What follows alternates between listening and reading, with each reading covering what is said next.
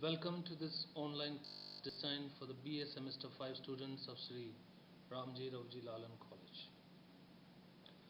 In this session, we will have the overview of the syllabus of core elective course in English, coded as CEEN511, and we'll also have the discussion of a topic from the first unit, that is the characteristics of the Romantic poetry. The course is titled History of English Literature, and the literary periods prescribed for the detailed study are the Age of Romanticism and the Victorian Age. This session aims at sharing with you some ideas about the Age of Romanticism, the period extending from 1798 to 1832. We'll also discuss the literary characteristics of the period in general and those of Romantic poetry in particular. Friends, you have been studying the history of English literature for a year or so. You must have understood the significance of the study of history of literature, because most literary works are rooted in the contemporary social, economic, political and religious ideologies. The study of history of literature also helps the learners to know about the occurrence of a philosophical, social, political or a literary movement.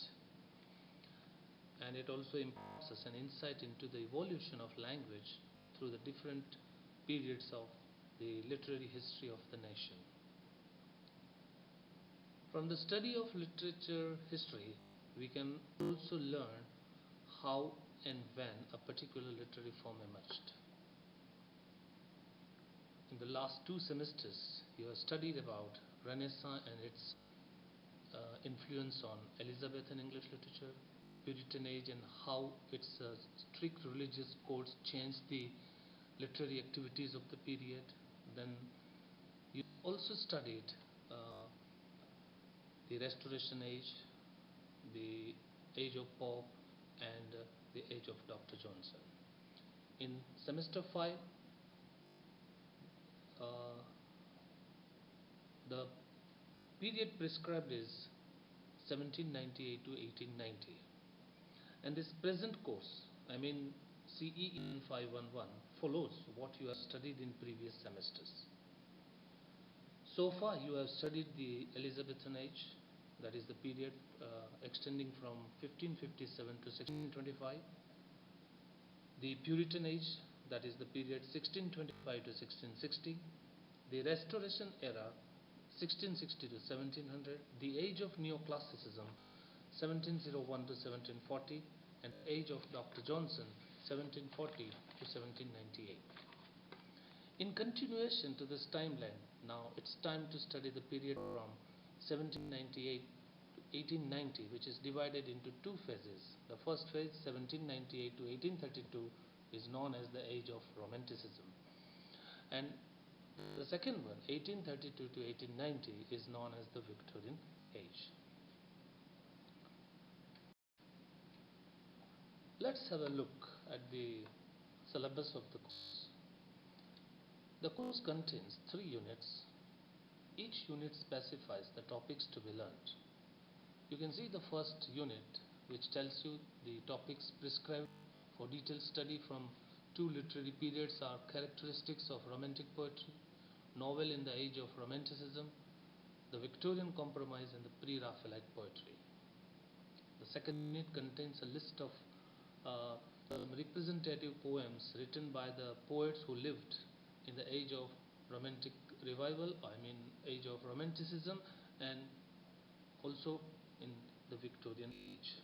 In Unit 3, you are required to study a classic novel, Wuthering Heights by Emily Bronte. Friends,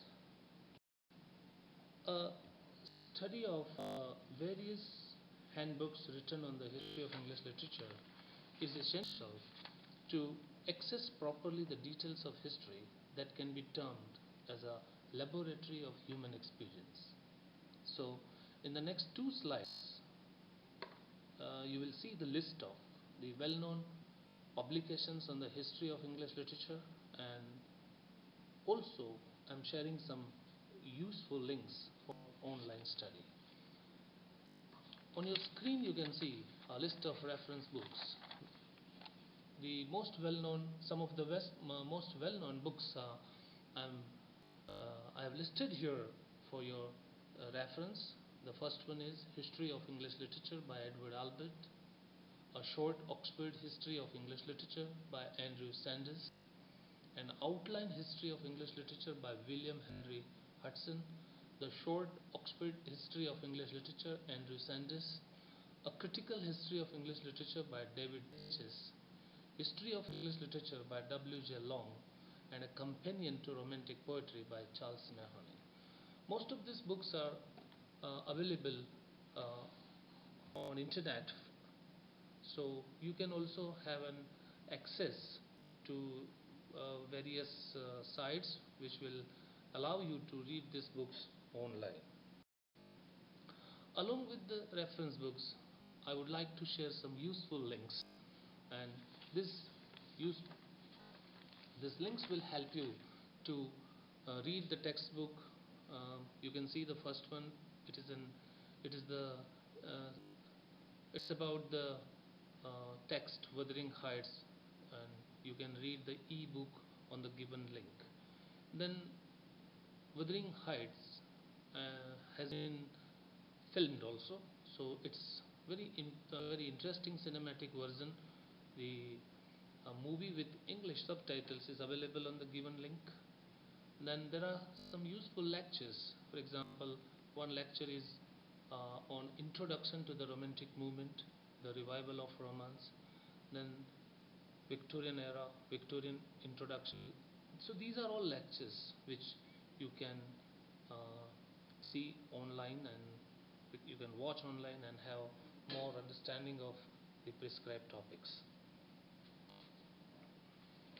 I hope the course contents and references for reading are now clear to you. Now let's turn to the main topic selected for the discussion today. As I mentioned earlier, this session is for the discussion of the characteristics of the Romantic poetry.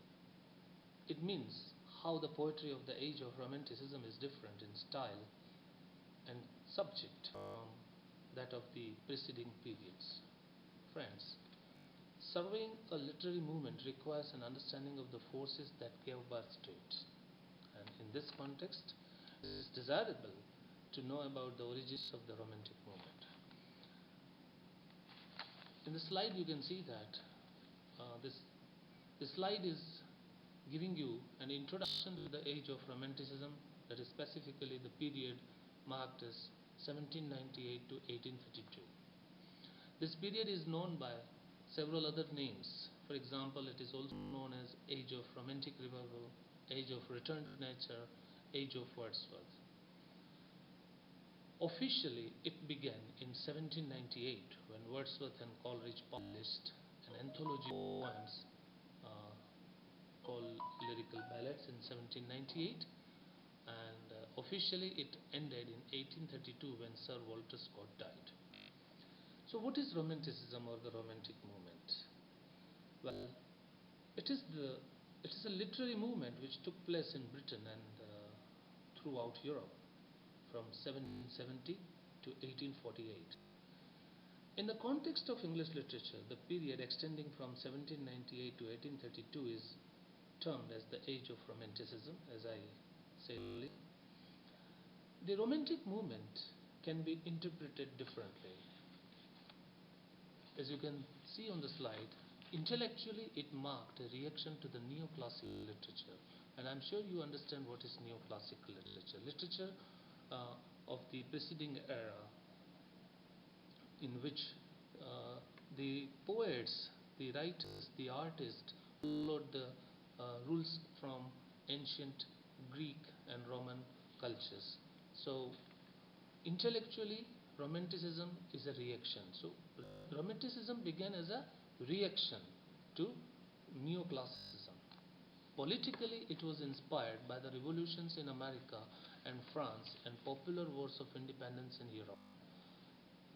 It was a time when there was a revolt against the tyranny, and several nations, particularly America and France, came out victorious uh, and established the ideals of uh, democracy. And this kind of liberation from tyranny created a new stir among the Europeans, and it resulted into any kind of it resulted into reaction against any kind of bondage. Emotionally, it expressed an extreme assertion of the self and the value of individual experience.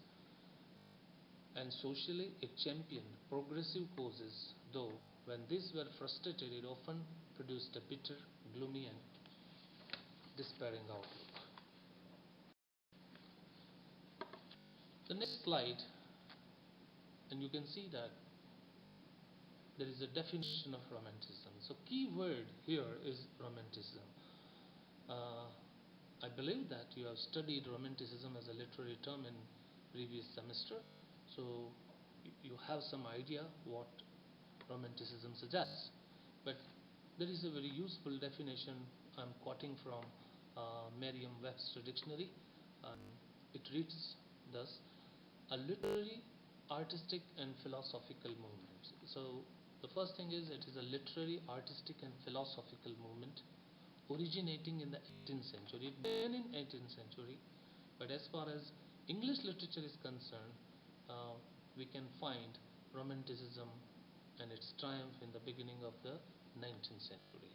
So, a literary, artistic, and philosophical movement originating in the 18th century, characterized chiefly by a reaction against neoclassicism and an emphasis on, this is main thing, an emphasis on imagination and emotion, and marked, especially in English literature, by sensibility and the use of autobiographical material, an exaltation of the primitive and the common man, an appreciation of external nature, an interest in the remote, a predilection for melancholy, and the use of poetry for older verse forms.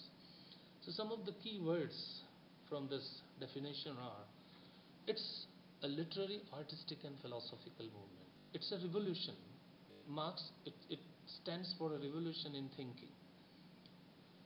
Its main characteristics are rejection of neoclassical norms of writing, and instead of emphasizing reason and rationality and formal perfection, Romanticism emphasizes upon imagination and emotions.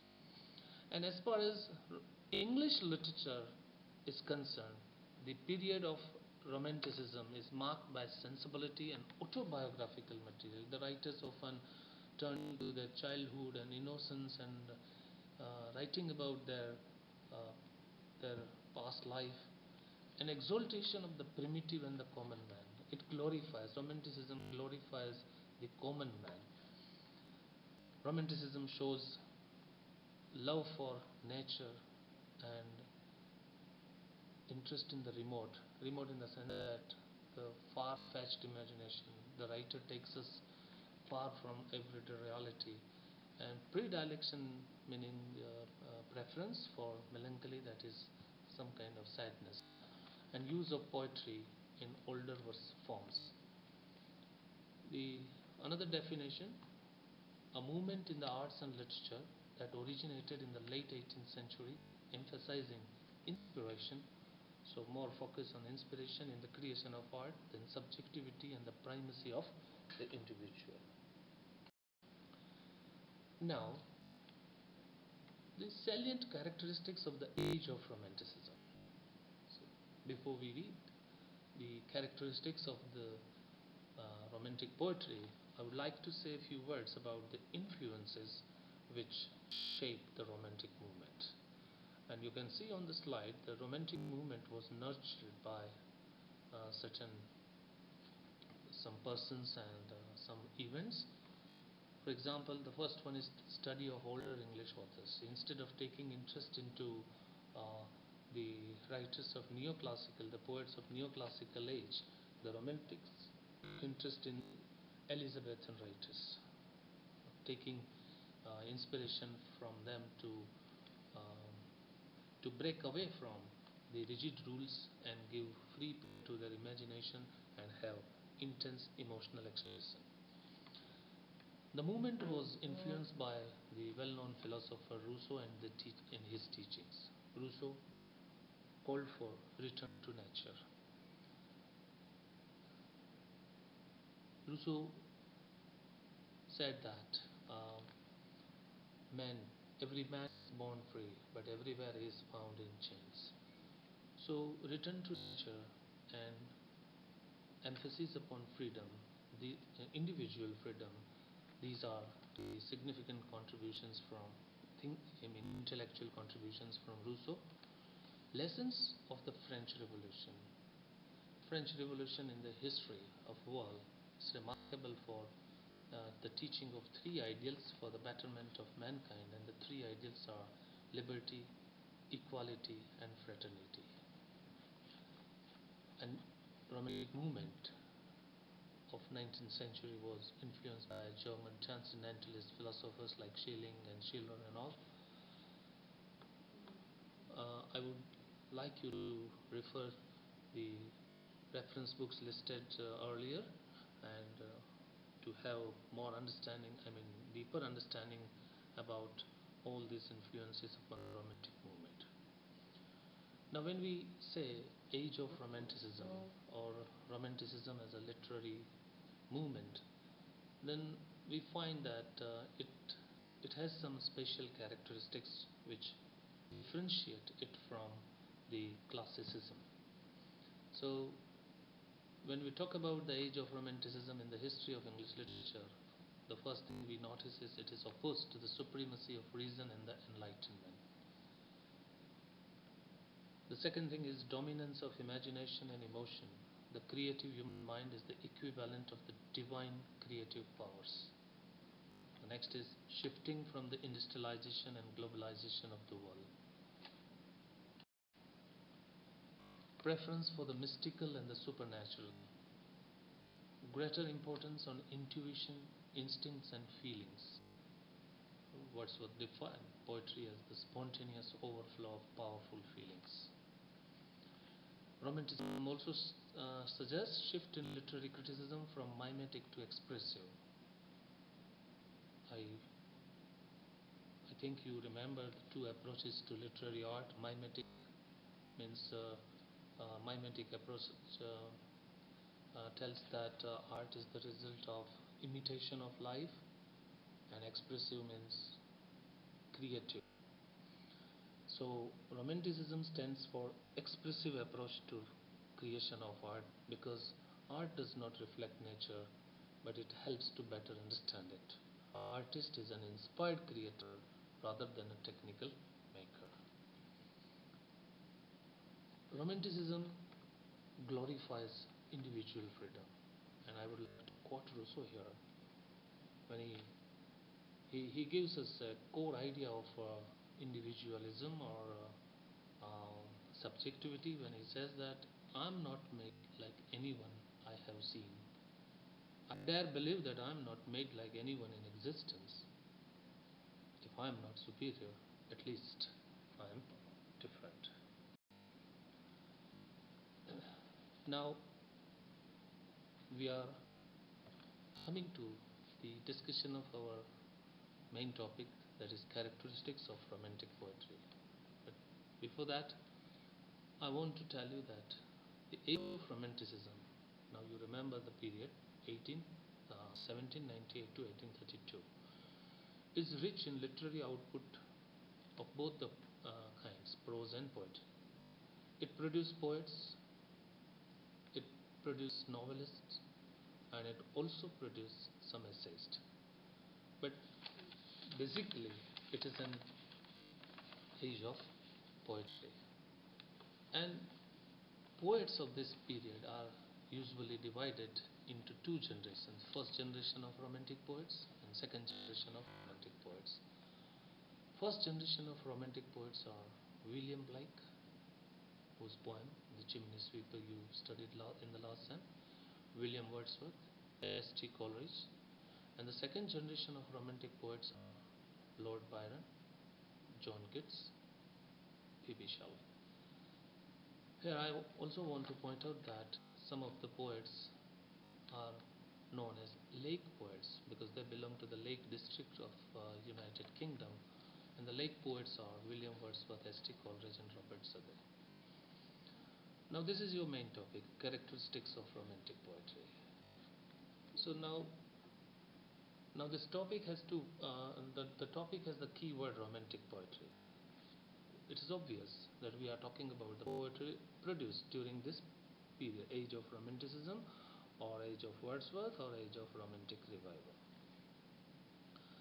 So first characteristic we notice is freedom from bondage of rules. The poetry of Romantic Revival is marked by a strong reaction against the bondage of rules and customs. To quote W.J. Long, William J. Long, the writer of a very well-known writer of a history of English literature, he has written that Romantic Revival was marked by a strong reaction against the tradition generally in literature tends to fetter the free human spirit. In the earlier times, the artist was seen as a person who imitated the external world through his art. However, in the Romantic era and the poet, in the Romantic era, the poet or the painter was seen as the creator of something which reflected his individuality and emotions. The meaning is the artist's feeling is his law. The great achievement of English Romanticism was its grasp of the principle of creative autonomy, its declaration of artistic independence. When you read poetry, you find that there is a rejection of the rigidity of rules which the neoclassicals valued in their poetic creations. The second thing we notice, the second characteristic we notice about Romantic poetry is emotions versus rationality. The neoclassicals were rational in their outlook to life and its affairs, but in Romantic poetry, reason and intellect were subdued and their place was taken by imagination, emotion, and intuition. The essence of Romanticism was that literature must reflect all that is spontaneous and unaffected in nature and in man. Oh, for a life of sensations rather than of thoughts, John Keats wrote. William Blake also has said a very interesting thing. Reason clips the wings of love. So, the emphasis is upon emotion. When we read Romantic poetry, we are fascinated by its concern with the landscape and beauty of nature. Romanticism, as we saw earlier, was influenced by Rousseau's call for return to nature. So return to nature was the motto of the Romantics. All the Romantic poets have written something about nature. And they turned away from the artificial urban life and found refuge in the country life and nature. In almost every work of the Romantics, nature is present, because it is for them the muse of their creations. Nature, they did not appreciate for its visual beauty only, but they revered her for its ability to help the urban man find his true identity. The most notable poet of the period, William Wordsworth, is regarded as the high priest of nature, the great worshipper of nature, and he revealed the physical and spiritual beauty of nature in his poetic works. I have quoted some words from William Wordsworth, and surely they tell us a lot about the Romantic poets' concern with the nature and its significance for human life. Wordsworth wrote that I have felt a presence that disturbs me with the joy of elevated thoughts, a sense sublime of something far more deeply interfused, whose dwelling is the the light of setting suns and the round ocean and the living air and blue sky and in the mind of man. I'm repeating the first sentence. I have felt a presence. Presence here means he seems to be suggesting the divine presence, the creative force, the controlling power of the universe, and he finds the presence of that divine presence in all objects of nature. And you can mark the use of this contrasting words, joy of disturbs me with the joy of elevated thoughts. It means that whenever he is in the company of nature, he does not remain the same common person. His heart, his heart is filled with the noble feelings, and his mind is filled with the elevated thoughts. And ordinariness is gone, the gloominess is gone, and he is full of. So as he writes in his poem, I wandered lonely as a cloud. In the concluding lines, he says that, and then my heart with pleasure fills and dances with the hills. Another characteristic of the romantic poetry is interest in common men's lives. Romanticism was marked by an intense human sympathy and by a consequent understanding of the human heart. The romantic poets started taking interest in the lives of the common people. You have studied one poem which I am quoting here as an example, the solitary reaper, which is a noteworthy example of the glorification of the life of the common people.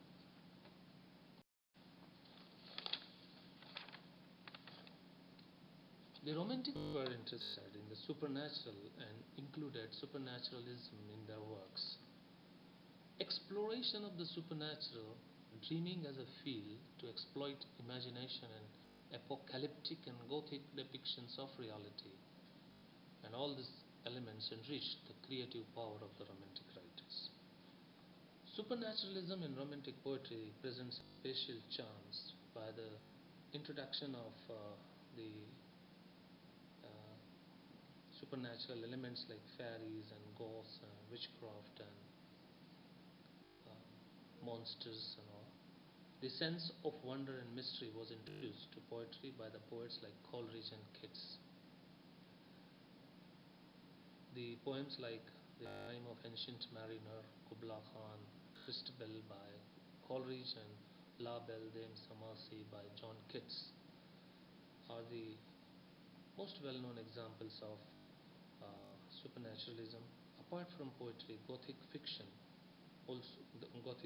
emerged as a branch of Romanticism. I have quoted some lines from Coleridge's The Rime of Ancient Mariner to give you some idea about the Romantic poets' fascination and ability to create supernatural atmosphere using words, creating very beautiful visual and audio, visual and auditory images. These are the lines from Rime of Ancient Mariner, in which Coleridge describes the scene of waking dead. Nearly 200 sailors are lying dead on the ship, a cursed ship, and then there is